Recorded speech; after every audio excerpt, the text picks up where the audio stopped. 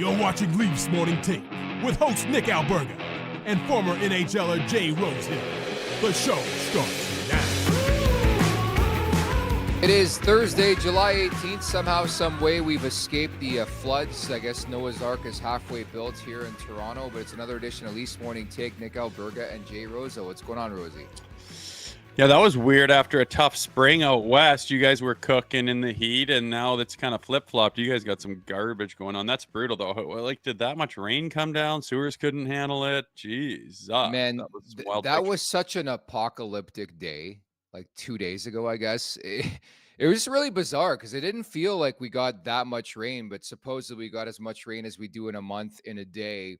And it caused some serious flooding, some house flooding, some road flooding. It was a downright disaster. And I haven't remembered a day living in this city in the last 5 years where I heard as many police sirens, man. Every 3 seconds, like you heard them. Like it was just one of those days. It was really weird. Like even going to the gym was closed for a bit because of the power being out in my area. It was just a disaster. I know some people are still without power. Yeah, ugly stuff, man. That's not really what you want in July or ever for that matter. But reminds me when Calgary flooded, I think in like 2012, and Yeah. the whole Stampede grounds, the Saddle Dome was like under like I think 6 feet of water. Like a lot of that under concourse is below grade, and it was just a nightmare. And I was looking at the big city of TO and looking at some of the Lakeshore and Gardner and all these different Don Valley. It was completely flooded. Crazy to see, but hopefully they got her fixed up. That's a lot of rain to fall. But we're in July when we're talking about the weather on Leafs Morning Take. It's very true. We are 83 days away from puck drop, October 9th in Montreal. With that in mind, we're going to unveil our roster, or the roster we think should be in place on opening night in Montreal, permitted that the roster stays the same and there's no other movement, which is very, very unlikely at this point, but never say never. So that's coming up a bit later on. Should mention as well, I don't know if you saw this yesterday, but obviously Overdrive is a mutual favorite of both of ours, Mark Rowe and Frankie Corrado together yesterday. And Brandon Montour just won the Cup with the Florida Panthers, hopped on the show now with the Seattle Kraken, and pretty much was asked about the prospects of potentially playing in Toronto. I don't know if it was ever close. I mean, even reading in between the lines of what he said in the interview, probably not. But it sounded like there were some discussions, would make a lot of sense. But I don't think the Leafs are anywhere close to 7 years and $50 million on Brandon Montour. I'll tell you that. No, that's a big old ticket. I'm pretty happy with what they did on the back end. Nothing crazy. They haven't overextended themselves like crazy. I think the value is good. And every time you look at, a deal that they made, it was like, oh, okay, that makes sense. And, you could say, OEL is not in his prime. And nobody said he was. But that puck moving experience is going to be pretty invaluable. I just really get like giddy with excitement, but I get – I look satisfied at the back end, and it looks solid. It looks like there's lots of options, and like Morgan Riley is just not the sore thumb sticking out going, well, I guess I got to try to do everything anymore. And I think he'll have a big year just by having the pressure off of him, just by allowing himself to go just do what he does best and mold his own game into what he wants it to be, and can get very good at it, as opposed to I got to be stretched thin left, right, and center trying to do everything. As I just don't think he's a number one stud guy that can carry a whole team. He's not very many guys are. And now he's got some pieces in place where he's like, I can kind of maybe relax and fall into a role where he can really, just have a prosperous season and just be what he's supposed to be. It's up front where I look, and it's looking a little lean. You're right, because we'll get to the forwards, but your thought on Tanev is bang on, and more specifically Riley. Like I think Tanev's arrival does amazing things, at least on paper, for a guy like Riley. I can't remember the last time he had a right-handed shooting defenseman partner that lasted more than 6 months. There's been Lyubushkin, there's been Luke Shen. Maybe the best pairing that he's had is with Ron Hainsey, a veteran at the time. So you start to wonder, and it goes off in your head, if you have somebody reliable, like one of the best shutdown defensemen in the league, and Chris Tanev, what does that do for the game of Morgan Riley? And I won't lie, really, really excited. I think you can cut back on the minutes just a tad. I think Oliver Ekman-Larsson's going to help with running the first power play unit. I'm not going to say he's going to be the full-time guy, but I think it allows Morgan Riley to chill a bit. Whereas you looked at the blue line the last couple of years, it was Morgan Riley and everybody else.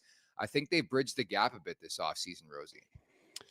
Yeah, it's pretty much what they did, right? That's what they did. Tanev was a big splash, and Oil come in.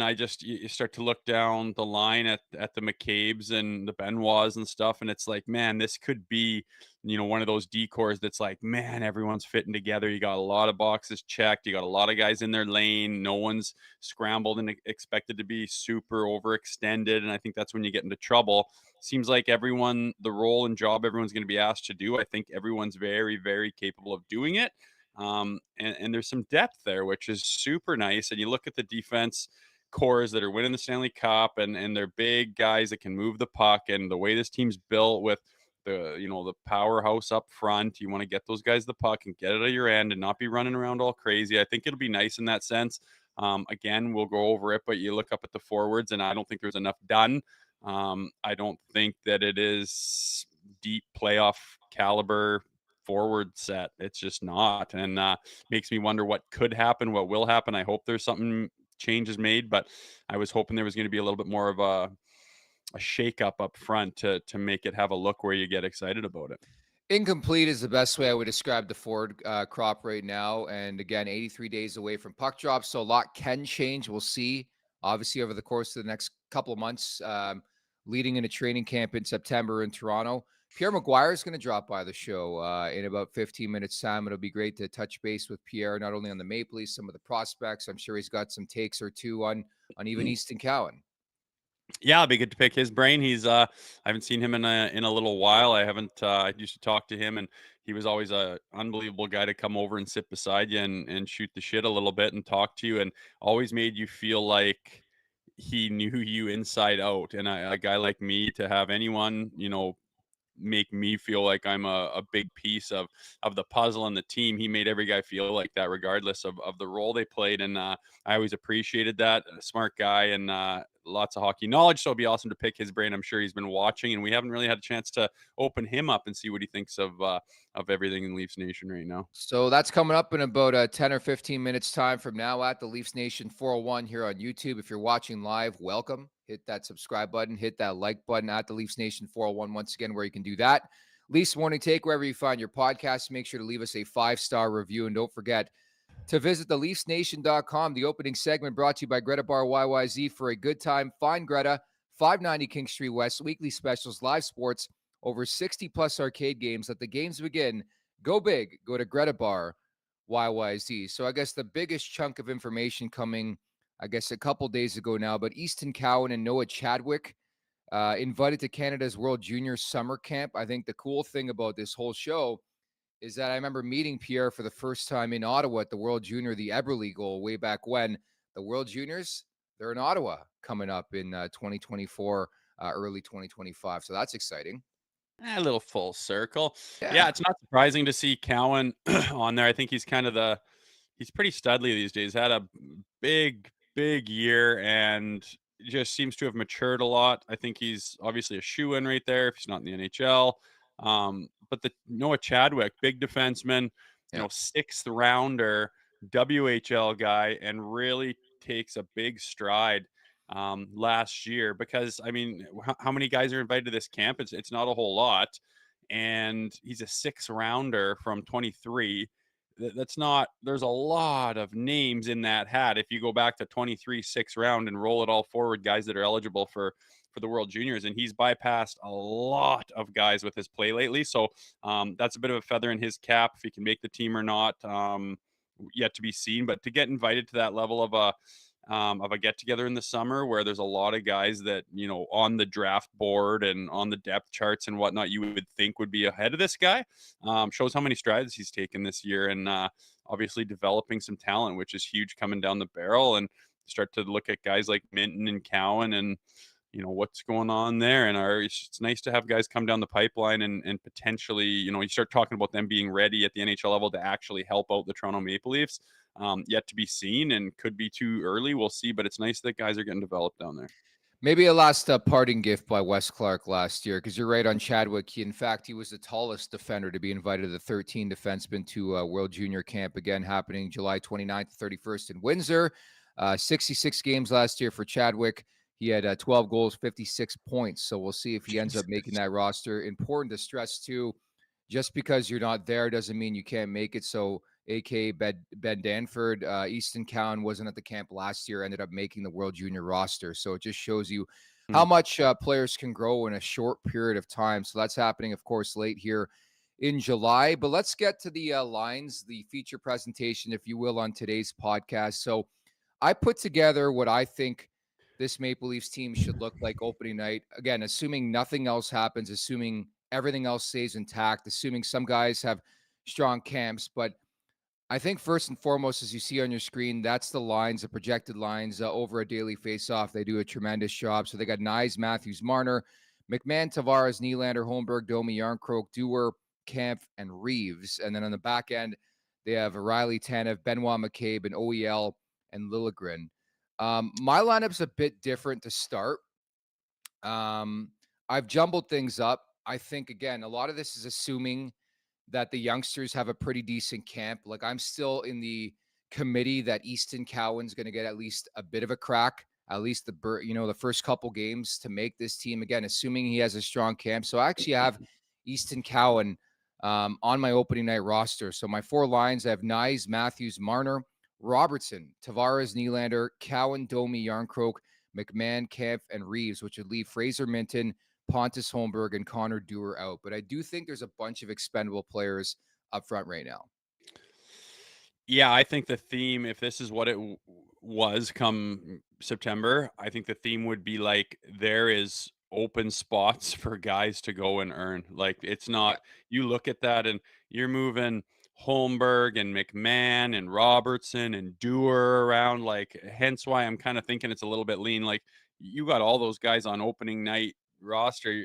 That's not, you're not going to the Eastern Conference Finals with that, and no disrespect to any of the guys, but it's too lean, it's too thin, and we've had them all in the lineup, and they all have their times of doing fantastic things and showing up and being effective, but to have that longevity and that serious, ability to lead a line, for example, and do your job like a really strong third line in the NHL that's going deep, making a difference in the playoffs.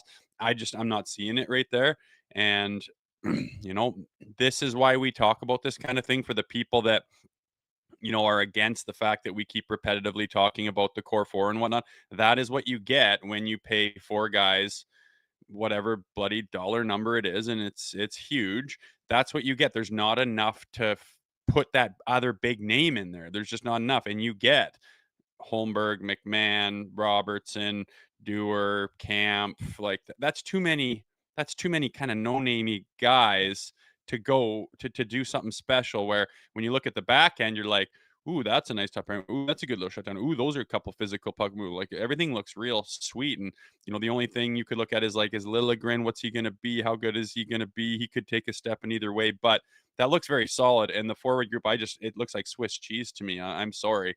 And then, so you could say, well, I mean, honestly, the biggest saving grace looking at the forwards, I could say, is Easton Cowan going to come in and make an impact? And then you go pull up his DB, and he's 12 years old, and he's literally 19.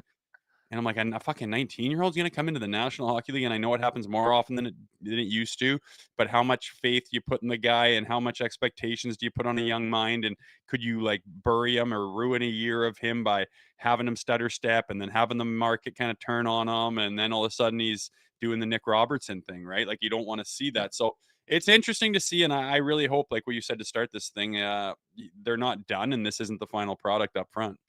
Yeah, there's going to be a lot of internal competition, again, assuming everything stays the same. You mentioned Robertson, Cowan, Minton, Holmberg, Dewar, guys like that are going to be fighting effectively for two roster spots. But I do like the idea of somebody earning their keep in their position with the team.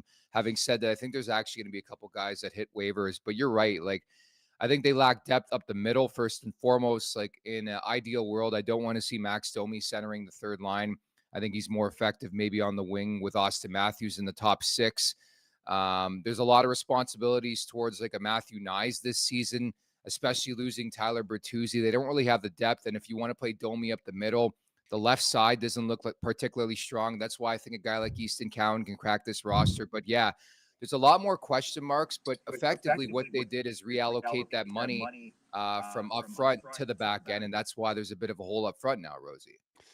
Yeah, and it shows. It looks like we said, I don't see the quality up the front end there. And it's guys are going to come into camp, and if it stays like this, they're going to be licking their chops saying there is room for me, there is spot open. The brass is going to be doing the whole thing in training camp. Hey, somebody make it hard on us, someone make force our hand, and everyone's going to be going for those spots. But if you're trying to say, we're ready to win a Stanley Cup, that's not really the theme in training camp. That theme would be, here's the big boys, let's see how well we can get them to cook together, not saying, oh, Nick Robertson, let's see if you can go Connor Dewar, like all these Holmberg and McMahon. Like, sorry, those guys aren't getting you to that promised line, and there's too many of those guys right now. And again, that's why we've been preaching it, like too many. It's too lean, it's too thin. I love the way they've shored up the back end. I really do. I'm excited to watch that. But up front, a lot of holes. And if you think like Easton Cowan, if you're putting your faith in a 19-year-old to come and really solidify things, I mean, that's a scary prospect. So as good as that player is, and as much as he can come in and maybe make an impact, I'm not saying he can't. I'm just saying that's a tough spot to be in up front, and I hope there's more changes to come. Always careful to compare and contrast, but certainly the staple marks and the earmarks of the teams in St. Louis with Craig Berube there was depth, and that's why I think he's going to mix and match or try his best is adding depth up and down the lineup, which includes the fourth line, the third line. If you recall when they won the Cup, I think Alex Steen was on the fourth line. When you're coming in waves, and Rosie, we talk about that a lot. When you're coming in waves like that up front, you are tough to beat. And I think I look at this Maple Leafs roster right now, especially up front, I think it's incomplete, and I can't say they're going to come at you in waves. Like I think there's a legitimate and obviously a big drop off from say like line 1 to line 4. Yeah, that's the thing. That's the depth, right? There's like two big names you're kind of missing that really like run the engine of certain lines, and there's just holes in it right now. And yeah, when you're talking about the guys that win and deep in the playoffs, you're coming in waves. You're coming in waves, and I am excited to see if anybody changes kind of their mentality and their style of play under Craig Berube, saying, "Oh, we got this guy in here. This is how he likes to play. Watch this," because I've been wanting to play this style and implement a system. And if someone really just starts to shine under Craig Berube, would be fantastic. If it happens early, even better. Start to get some chemistry going and start to get guys to wrap their head around what kind of mentality we're working with here. But personnel wise, it's too lean right now to have, like you say, lines coming at quality teams and overwhelming them after another. It's just not looking like it's there at this point in time. Well, let's dive further with today's guest, longtime NHL broadcaster, scout, executive. It is Pierre McGuire. What's going on, Pierre? How are you?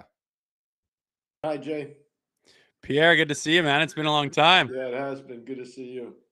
Hey, I wanted to say I haven't talked to you in quite a while, but getting older like I am, you look back on the people you met along your way and the career you were here and there and everywhere. But every time I ran into you, man, it always shocked me how you knew who I was, but it was just like you took the time and you cared enough about those players in that league. I couldn't believe the Rolodex in your head and what you could compute, but you knew where I played and what little town I was from, and UMD Bulldogs and Olds Grizzlies, this, and it always made me feel like I was important, a lot more important than I was, and I always appreciated that. And you were that guy in spades, Pierre. So I always appreciate that. I want to tell you that. Jay, that means a lot to me. But you know what I remember? It's not just there. Like you started right in Johnstown, Pennsylvania. You know where the aces were. I mean, you know what I'm saying? You lived that life. You every single paycheck you got in hockey, you earned. And it's guys like you that make the game really special. So when I heard I was actually going to be on with you, I was actually jacked up about it when Nick told me. I was good. Well, I love it. It's good to see you, man. I appreciate that. Thank you. Great to have you on, Pierre. Great to see that face once again. Obviously, we are a Maple Leafs driven podcast. So initially, your thoughts on what the Maple Leafs have done so far this offseason? I think a lot of familiarity for the general manager. Obviously, Brad Treliving, he knows Oliver Ekman-Larsson from his time in Arizona, and he obviously knows Christopher Tanev from his time in Calgary. And getting Max Domi re-signed was huge for them. I still think they're question marks. I heard what Jay was saying to you before, Nick, and I agree with him. I mean, I like Easton Cowan a lot. I think he's a good player. I like Fraser Minton a lot. I think he's a good player. those are really, but if you're hanging your hat on those guys being the key to your development and taking the next step this year, I think you're making a mistake. So here's how I look at it. I think one guy can really elevate, and that's Matthew Nyes. And I don't know what Jay thinks about that, but Matthew Nyes to me is a 25 to 30 goal guy, not a 15 goal guy, and I expect he'll go there. Bobby McMahon, I think, probably tapped out at 15. You know, I know Bobby's body of work really well from Colgate before he even got to have a chance to play pro hockey. So, you know, they're guys that I think can go up, and I liked what Jay said before, and I think they're guys that are about where they're going to be. They are what they are. They're not getting better. They're going to stay where they are. Yeah, and what's your thought on? I know this league's getting younger, and you see these kids doing special things at earlier and earlier in age. But what would be your take on how much experience and how much leash do you give a young guy who's kind of ready and looks really good, and the sky's the limit? But there's also that, like, don't break him, like, don't put him in a situation where you get his confidence stripped from him, or he gets down on himself, or he starts to second guess. Like, how do you kind of finesse that a little bit with a player? Or if he's ready, do you just say, go do your thing, kid? I think you say go do your thing. I'll give you an example, Jay. When I was coaching in Pittsburgh, we had a player come off the U.S. Olympic team named Sean McEachran. Sean played just a few games, less than 1,000, but he played a lot of games. But when he came into the league, we had to throw him in right away because we had a lot of injuries on that team. And eventually he became a really important part of it. So we let him swim in the deep end, but we gave him a life jacket. We didn't beat him down. And I think that's really important when you're dealing with young players that you think are going to be impact players. You can't just pound them into the ground. You got to live with their mistakes, try to make them better. I love what Pat Verbeek did last year in Anaheim with Leo Carlson. You know, that work management type thing where they say, okay, we're going to give you a game here off. We're going to give you 2 games in a row here. And I think that's probably the best way to do it with younger guys, especially. And Jay, you played it, you know it. Playing in a high pressurized environment like Toronto, if you're a young guy and you lose your confidence, it's hard to get back. Big time. Well, that's the thing with this team too, is you guys talk about some of the younger players. To suggest they're just going to come in and be this out of this world stud, I think is a lot to expect, especially when the window to win is right now. But I really like the Tanev pickup for a variety of reasons, Pierre. But among them is Morgan Riley. I think it's really going to help Morgan Riley out. Do you think that's the ideal fit there in terms of a pairing? Oh, I just love what you said. So, you know, I can't believe people didn't talk about this more, Nick. I think that's such a good point that you're raising. You know, people look at Quinn Hughes and say, boy, Quinn Hughes is a really good player. Quinn Hughes, part of why and it's to Jay's point before about with a young player, part of the reason why he's so good, he played with Christopher Tanev in Vancouver. And Tanev was his defensive conscience. He allows him to play more minutes, to play more high risk hockey. And I think with Morgan, there's going to be less pressure on him. Now he can be more of that player that I think Leaf fans are expecting. So I actually think as long as Christopher stays healthy, that's like, he's just such a fearless player. And the shot blocking and everything else, and they're miles on the odometer. I think everybody knows that. But I thought that was a tremendous pickup. Dallas clearly missed him in the playoffs when he got hurt. They weren't the same team without him. And I've known him for a very long time. I'm a huge fan of the person, huge fan of the player. Mm-hmm. How about their other pickup in Oliver Ekman-Larsson? At this point in his career, obviously he's done some things, no question about it. What do you think he's got left as far as what role could he take on that he could really succeed at? I think, Jay, the role that he had in Florida this year is probably perfect for him. So he's playing more in the 5-6 role than the 3-4 role. I think that's probably the best for him. I think he's 33, 34, again, just going off the top of my head. And there's some miles on him. He's been in the league for a while. But the one thing I know about this signing for them, Brad Treliving's fingerprints are all over it. He would know more about this player and this person than anybody else in the Maple Leafs organization. And so there's certain value added parts to a player being signed. And when the manager is really familiar with the player, I think that helps a lot when you're trying to sell him to your coaching staff and figure out a role for him internally. How do you feel about the crease? Obviously, there's a lot of potential with Joseph Woll, but I mean, like most goalies in this league right now, he gets hurt a lot. And so they bring in Anthony Stolarz as well. Do you like that tandem? Anthony a lot. So it's interesting because Jay played a year at my Minnesota Duluth, and the first time I saw Stolarz really play in a high pressurized environment, he was playing for Nebraska Omaha in a game against Colorado College. Doc Emmerich and I were actually there broadcasting the game, And then he left from there to go play for the London Knights. And so I've kind of been tracking him ever since, and obviously did a lot of his games when he was playing in the NHL. He's way more athletic than people know. He is gigantic. He's a big human. He does not get hurt, unlike Wall right now at this point. So I do think the tandem's actually better than what they had going into last year. I'm excited for. I don't think goaltending is going to be a problem for Toronto. I don't think the goalie is going to be the issue. I think it's going to be keeping some of the older guys healthy and making sure Nylander gets to 40 goals again or more, making sure Matthews gets to 55 to 65 goals, figuring out what you're going to do with Marner and how the players respond to Craig Berube. Well, let's go ahead and ask what your thoughts were that. I don't know if the ship's kind of sailed on the Marner train as far as making some kind of a move. Obviously, very difficult to do, not even including the no trade clause, but a lot of moving parts and difficult to make that happen for a lot of different reasons. He's here. He didn't get moved out July 1 or 3rd or 4th. But when you look at the playoffs and this caliber of forwards and this talent level of pure offense, and you look at their numbers with, say, the power play that is just abysmal, what do you do to try to kickstart that? Like, I can't really compare anything else to having this group of forwards, and then you look at their power play numbers in the playoffs at like some percentage that doesn't even sound like you're talking about a power play. It's difficult. Do you just keep mixing it up, trying to find the chemistry somewhere?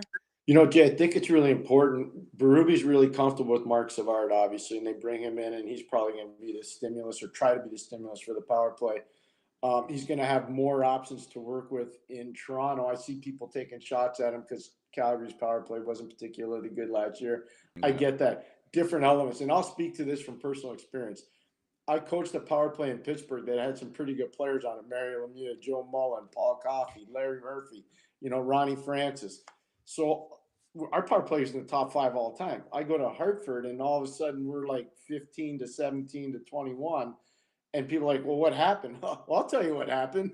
We don't have Mario. We don't have Joey. We don't have Ronnie. We don't have Larry. We don't have Paul. It's a different Kevin Stevens. It's a different power play. Yeah. So this is the first time I think Mark Savard's actually had some major components to work with.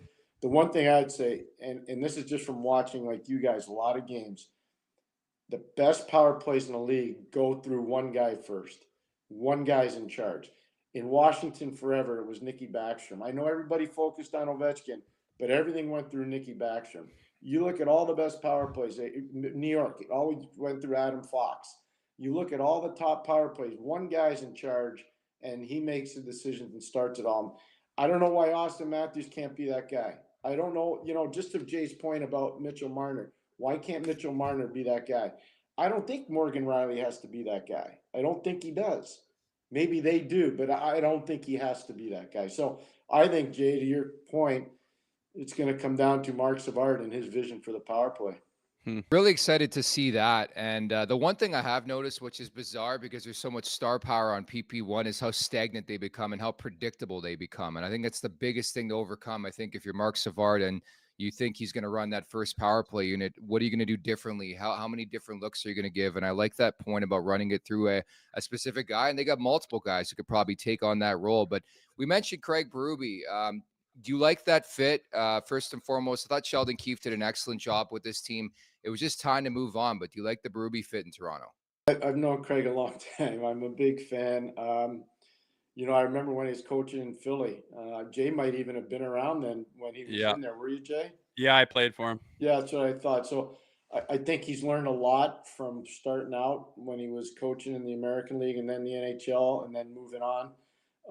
I thought the way he took over St. Louis, and I did every one of their games. The year they won the Cup, 2019, I did every single Blues playoff game from start to finish. He was a masterful motivator. Nick, I heard you say before you were talking about Alexander Steen being on the 4th line. He started the year on the 1st line. Mm-hmm. They moved him down to the 4th line, and they never numbered their lines because sometimes that 4th line would start the game. So numbering your lines back then in St. Louis was a mistake. I think that's how it's going to be in Toronto. Some nights your 4th line could be your 1st line, and sometimes your 1st line could be your 4th line.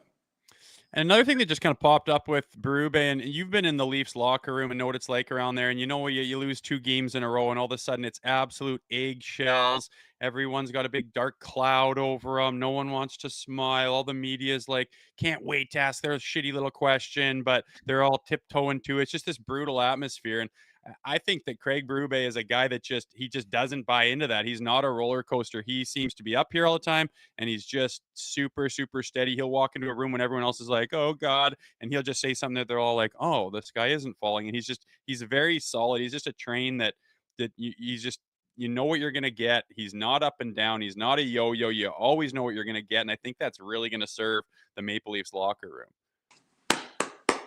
That's spoken by a guy that's been in the room. That's what I was just talking about before. There's a consistency to him that matters a lot, especially in a pressurized environment.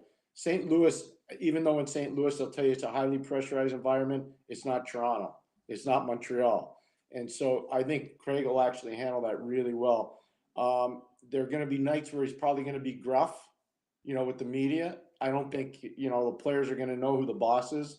I don't think that's going to be a problem. But, the biggest thing to me is he's going to be that steady train that Jay just talked about. I agree 100%. Well, moving on, last thing, I know you're a huge John Tavares fan. He's done great things, and you follow him World Juniors and everything like that. What do you think he's got as far as a role on this team, and how much do you think he can contribute at this point in his career? So I'm gonna give you a name, and they're different players, but it's a guy that I had the privilege of coaching. When we picked up Brian Trottier in 1990 from the New York Islanders, Brian was used to playing with Mike Bossy and Clark Gillies, and they were one of the top line. You guys are a little younger, but I know you know the lore. They were one of the top lines in the history of the National Hockey League, especially in their generation. And Brian was the engine that made it go. Gillies was a forward checker, Bossy was a finisher, but Trottier was a guy. When we got him, he wasn't going to play ahead of Mario, and eventually he wasn't going to play ahead of Ronnie Francis. So he goes in the 3-hole. And he dominates in the 3-hole. And what he did more than anything else, and you can talk to any of the players we had in 91 and 92 when we won back-to-back cups, he made it so that guys understood, here's the expectation, here's the level you got to get to. If we're going to win, we're going to do it this way. And everybody bought in. He was the Pied Piper. And that's where I think Johnny could be. Johnny hasn't won like Brian, don't get me wrong. But if you move Johnny to the 3-hole and create the proper role for him, I think Johnny could be an elite player in that position. Forget what he makes. Don't pay attention to the money. It is Don't what it even is. look at the money. Just play him in the 3-hole, and you watch how important he is to the team. You talk about somebody even keel as well. I covered JT and Junior when he was with Oshawa and specifically with the London Knights. He just doesn't change. And it's funny, Pierre, starting this conversation today, we teed you coming on. I actually met you for the first time at the Ottawa World Junior. Do you see where the World Junior is this year again? Yeah. Crazy, right? It's all right. I like it. I'll tell you a John Tavares story. In 2007, I was with Team Canada. We were going over to Russia, and Brent Sutter was the coach. And he's, as you know, from Alberta, Jay, Brent Sutter is a tough son of a gun. He is a tough son of a gun. And he didn't like practice one day, and they were practicing at the Soviet Wings Arena in Moscow. So Brent got really mad at Tavares because he turned the puck over. So he made the guys all line up a stick length away from the boards. And he said, Johnny, skate down the boards without the puck. And he told every guy, you make sure you hit him. So he skated the gauntlet in Russia, in Moscow. And there were probably 2,000 people in the building watching practice, and they were mortified. They're like, what's wrong with this guy? And they're running him through the gauntlet. Johnny never complained. He didn't whine. He didn't moan. And he was a dominant. That Canadian team won 7 of the 8 games against a really good Russian team. And the one game they didn't win, it was a tie. And so Johnny was a big leader on that. And eventually they went and played the World Junior in Czech Republic that year. And Johnny was a critical component to that team. So I don't know. I'm a huge fan of Johnny. And I just think, don't look at the money. Don't look at how much he makes. Yeah. I like that. And I would just wrap by saying a lot of people have discounted John Tavares before in his career, whether it was in junior hockey. He's not quick enough. He's not quick enough. He always finds a way to adapt. So don't sleep on John Tavares moving forward. Never sleep on you, Pierre. Thank you so much for the time. Hope you're having a fantastic summer. We'll talk soon, okay? Nick, so kind of you. Jay, this has been awesome. Nick's going to give me your number. I'm going to text you so you have my coordinates. when I'm out west, I want to see it. I was just thinking. fantastic. I was thinking the same thing. It's fun doing this with you, Pierre. Thanks for coming on. We'll definitely touch base after this. Really good catching up. Take care, man. Thank you so much. Have a great summer. Thank you. Pierre Maguire, I had a chance to do some work with the NHL a couple months back during the Stanley Cup playoffs. Worked really closely with Pierre, and yeah, that's the great thing about him, man. I was just on purpose, like, and I was working with a bunch of Americans, so they didn't realize the allure of Pierre Maguire sometimes in terms of junior hockey. I was throwing names like Zach Boychuk at him because Zach Boychuk was in the chat at the time, and Pierre was just spitting out facts about where he grew up, his family. Like, it's amazing, man. I loved it. It's like an encyclopedia. And like I said, he cares enough to go learn that. And whether his mind is good at, retaining that information or not is kind of irrelevant. He goes out and learns it and cares enough to learn stuff that other guys just don't think is important. And like, everyone likes different people on the TV and in their sports reporting in different styles, and this rubs the wrong way. But the bottom line is, when you look at Pierre Maguire, he really cares. He's an honest, positive person who actually really cares about the game and the people who play it. And that's not always the case with people. So it was good to catch up with him, man. And I think he should be in more of a presence, especially in the Canadian market and the hockey market in general. I think he should be seen more. So it's cool to talk to him, catch up. It felt like old times. He's got the passion, and certainly down the road, we'll get Pierre back on the show to give his insight on the Toronto Maple Leafs. Had a lot of great and intriguing things to say about Craig Berube and others, Easton Cowan, John Tavares. So very appreciative of the time spent today with Pierre Maguire. Last but not least, we mentioned earlier on, Rosie, we were talking about the forwards. Let's go over the defense just quickly here. Pretty status quo, pretty self-explanatory. I have Riley with Tanev. Benoit, McCabe, I don't know about you, but I would keep those two intact until something falters or something isn't the same. I think they just were too strong together for a good chunk of the season, so I keep them together. And on paper, you have Ekman Larson and Liljegren. That scares the hell out of me. We'll see if it works out on the ice. I'm sure they're going to give them a solid go at things, but that's probably my 6. I got a question mark around Hakanpää because, again, that contract 17 days later is still not registered. Something's going on there. And I guess Connor Timmins will be in the mix, but I do think he's expendable. And I think there's a pathway where he's even put on waivers or traded before the start of the season. Yeah, it could be. I mean, that looks pretty good, especially, like, I agree, like Benoit and McCabe, they're just two of those players that just put a smile on my face because you didn't give up major assets to give them. You don't have to pay them massive money. Like, they're just right in that little sweet spot. And what you expect out of them is kind of what they bring to you. And like Benoit, no one asked, no one had to scream and yell. He just went out and said, "Oh, I think I know what this team needs, and I think I can bring it to him." And you think of some of the big hits and some of the big times where he's got in front of the goalie and looked around and said, "No one's dicking around." Like, played with some pride and had some jam back there, and something they hadn't had in a while. You mix that with McCabe. I really love that pairing. OEL, if he can be there with Liljegren, and if Liljegren can take a step forward rather than back, I think they'll work together. But you don't want to start to see him struggling or getting caught and then messing up OEL's kind of game when he's trying to get his foothold in this market. We'll see if it goes well or not, but I would like to. That's kind of the one little question mark, like you say. I look there and I'm like, as long as this goes well, I think they look fantastic. But time will tell, and they'll probably need some time to mess around. But I do hope that they get some pairings and they keep them for a while. Like, that was one of my biggest gripes with Sheldon Keefe, is just, let me just throw him in a blender and ta-da, try that on Wednesday. And then it's Friday. Like, look at this whole different thing. I was like, holy shit, man, that's really hard to get, some consistency going and get some chemistry going. But I hope that at least they're given the chance to find some chemistry and find, some pairings that the guys love to have and that they can feel familiar with. Man, we saw every possible configuration within the 45-game mark. Like, hell, I think we even saw Schiff Austin Matthews playing with Ryan Reeves. So I just want stability. It's funny to note, too, that New Jersey's getting a lot of love, and rightfully so, in terms of Stanley Cup futures.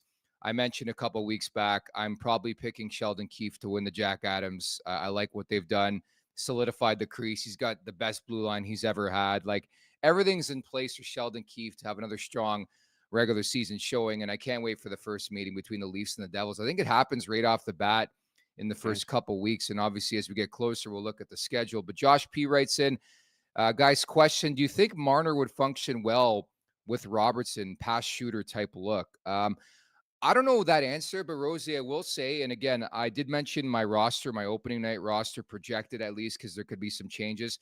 I did have Robertson in my top 6. I think if you're coming back with Robertson, and again, this is assuming he has a good camp and good enough to make this team, I think you have to give him a legitimate shot. And maybe they have before. There's some people who agree, some don't. A legitimate shot in the top 6 for say 20 to 30 games to prove his worth. If he can't stick it, he can't play in my bottom 6. I'm sorry. Then you move on. But I don't know if now's the right time to move on from Nick Robertson, just more so because of his trade value. Yeah, I know what you're saying. I think he's been given, shots before, and him and his camp could probably argue I haven't been given a good enough shot, and I've been put in that bottom 6 role, and my ice is limited. I'm playing with this guy and that guy. If you want to say that, sure. I think he's been given ample opportunity to say, no more thought about me being in the bottom 6. I've proven I am this guy, and I am here to do this, and I'm capable of it. I don't think he quite stepped over that line to say, there, I can close the door behind me. But I think they're forced to give that a try, to say, all right, we're playing you with and away we go. Depending on what happens with Cowan and some of these different Yeah. guys, they're going to be jostling for spots. So there's a good chance that Cowan's going to be out there just higher caliber of player in every drill they do, with how they can carries himself, with the confidence he has. We'll see if he can overcome that, but they're going to be put in a position to give someone a really good, long, hard chance and look at making a spot on the top 6 just out of necessity, because they got to put their hand up and say, someone needs to take this spot. So there's going to be some internal battle. There's going to be some guys that want that spot and know that it's open, and hopefully that incites some competitive drive and guys can really hit their stride. And a guy like Nick Robertson, I don't care who it is, a guy like Nick Robertson, though, could come up and be like, boom, I'm closing the door behind me. I'm mature enough now. I know what the yo-yoing up and down stuff feels like. I'm past that. I've developed. I've matured. I had a huge summer of training, and I'm ready to go chomping at the bit and do something special this year. Hey, bring on that kind of mentality. I think Chief would absolutely love that as well. So we'll see what happens. But as of right now, there's no front runner saying, well, there's your guy. And that kind of concerns me, but probably exciting for players like him. Our slogan in the Stanley Cup playoffs was bleed blue. I think for the Maple Leafs heading into the season, seize the opportunity, because you're so right. There's so many like bubble guys, I want to call them, like Holmberg, Dewar, Robertson, to an extent, the young kids. Somebody sees the opportunity. Like, this is a perfect scenario for Nick Robertson. You got a new coach. So a guy who doesn't know your playbook, has no idea what you're about, set the precedence right away. And I think there is opportunity, believe it or not, for Nick Robertson. Again, I just don't think now's the time to trade the guy. I know he's requested a deal, but you owe the guy nothing. And if you want to put him back in that lineup, give him another shot. You just never know. HK Chinese Canadian writes in, hey, Rosie, do you think this Leafs team will actually make a playoff run? That's the question. I mean, it's not, you look at it at first glance, and I agree with Pierre. I think the goaltending can be just fine. Like, I could see Wool just not getting hurt this year, and he's just a really good goalie, and he just keeps getting better as he gets more experience and confidence and getting used to being the number one guy. I could see that easily happening. I think our back end looks a lot sharper, like we've been talking about. I just look at those forwards and go, holy smokes, especially when, the whole thing that's supposed to make it worthwhile is all those big stud guys. We know who they are. If they're in the playoffs and they're not doing big things, then they're not going to do it. That's just been their problem. They're not going to. But I mean, I'm still waiting. I still have fingers crossed. Like, Austin Matthews is just going to be an absolute animal in the first round of the playoffs and just win 2 games all by himself. Like, oh my God. And then will Mitch show up for once and be play playoff hockey? And can Johnny chip in here and there? And you talk about, Nylander, can he just be this raging stud in the playoffs? And again, the game that Austin isn't, and then, there's this layers on layers on layers. Well, here's Nylander coming up. So if they can do their job exponentially well, which they're expected to do at that level, and we can shore up a little bit of the depth on the front end, there's absolutely no reason they can't. But right now, I think we need to make a couple more changes. I'm hoping there's more coming down the barrel. Another trade, another this, another that, another addition would be nice, no question. K-Max Strum, this stream is unwatchable garbage. The blog sucks too. I wish YouTube would stop shoving this garbage down my throat. Your thoughts? Well, he sure took enough time to listen and realize he really doesn't like it and then go to the comments section. So there's something about him that's got him here, you weirdo. It is July 18th, and K-Max Strum has taken time out of his clearly busy day to write that in the chat. So we appreciate all the thoughts of everybody. It's time for the last call, brought to you by Bet365. Open an account with Bet365 today and bet on a huge range of markets. So whatever the sport, whatever the moment, it's never ordinary at Bet365.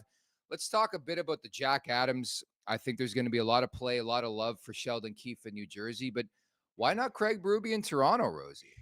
Why not? Why not? It all depends on results, man. I don't think it's an easy place um, to do special things and to surprise everyone, but um, I think you're gonna have to do something really special to win. I think he could be deserving of it, but the Toronto Maple Leafs it's almost like everyone looks at him and they always consider them underachievers. So say, they just get to the Eastern Conference Finals and then lose in that'd be, a good run, good year, but I don't think it would be enough to win the Jack Adams. And we'll see. I think a lot of coaches are deserving of it. And at the end of the day, it's just, the stars got to kind of align. You got to kind of go on a special run, and it kind of has to be unexpected in order to get that trophy. But we'll see. I mean, I think he's easily in the conversation to have a chance to be one of the, higher bespoken of coaches in the National League that everyone kind of holds in high regard. No question about it. Jack Adams or not, it'll be tough.